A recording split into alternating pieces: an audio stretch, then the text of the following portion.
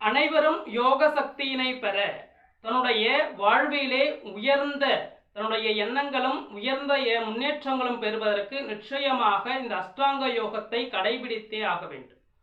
அப்போ அஷ்டாங்க யோகம்னா என்ன?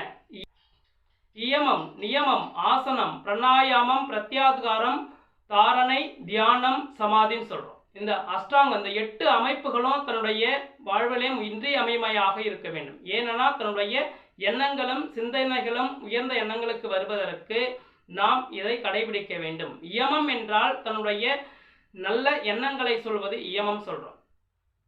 அப்போ கடிவாளம் இடப்பட்ட நம்முடைய மூச்சு காற்று 12 நீள அங்குலத்திற்கு இயங்கக்கூடிய வழியை நம்முடைய குருநாதர் நந்திதேவர் என்பதில் உரைத்திருக்கின்றார். இந்த அஷ்டாங்க யோகத்தினுடைய அடிப்படையாக இயங்கக்கூடிய இயமங்களையும் நியமங்களையும் நாம் எப்படி கடைபிடிப்பது என்று அருள் புரிந்திருக்கின்றார் நந்திதேவர். அப்போ நம்முடைய சிறு வயதிலே நம்முடைய மூச்சுக்காற்றானது நம்முடைய 12 நீள அங்குலத்திற்கு இருக்கும். அப்போ 12 நீள அங்குலம் என்ன? தன்னுடைய சுவாச மூச்சு காற்றானது சுவாசிக்கக்கூடிய மூச்சு காற்று சுவாச குழாயிலிருந்து அடிவயிறு வரை சென்று திரும்பி வரும். அப்படி செல்லக்கூடிய அளவை தான் நீள அளவை என்ன சொன்னா 12 நீள அங்குலம்னு சொன்னோம். அப்போ வயது ஏற ஏற அந்த அங்குல நீள அளவானது குறைகின்றது. சிறு வயதிலே 12 நீள அங்குலத்திற்கு சுவாசித்த நாம் இப்பொழுது அதனுடைய அளவு பாதி அளவு குறைக்கும்.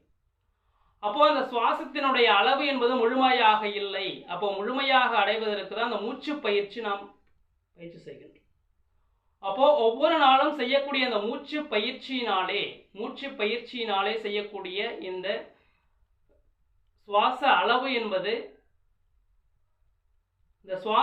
என்பது சரியாக வருகின்றது. அப்போ 12 நீள அங்குலத்திற்கு நாம் சுவாசிக்க வேண்டும் என்று திருமூலர் சொல்கின்றார். அப்போ இயமம் என்பது தீய செயல்களை முழுமையாக நீக்குவதுன்னு சொல்றோம். நியமம் என்பது அந்த நல்ல பழக்க வழக்கங்களை அனுசரித்து அதை தொடர்ந்து கடைபிடித்தாலே அது நியமம் என்று சொல்கின்றோம்.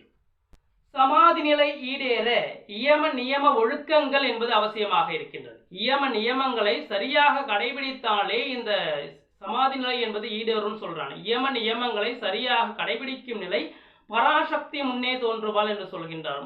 மேலும் கவசமாகிய நியாசங்கள், இந்த நெஞ்சு, தலை, கண், கை முதலிய உறுப்புகளை சிவனுடைய உடைமைகளாக சொல்கின்றார்கள். செய்து அதனை தொட்டு அதனை வணங்கும் பொழுது அந்த பராசக்தி நம் முன்னே தோன்றுவாள் என்று சொல்கின்றார். அஷ்டாங்க யோகத்தில் இயமம் நியமம் என்பது அவசியமாக இருக்கின்றது. அதாவது தீய பழக்கங்களை விட்டுவிட்டு ஒழுக்க நெறியில் நிற்க வேண்டும் என்று சொல்கின்றோம்.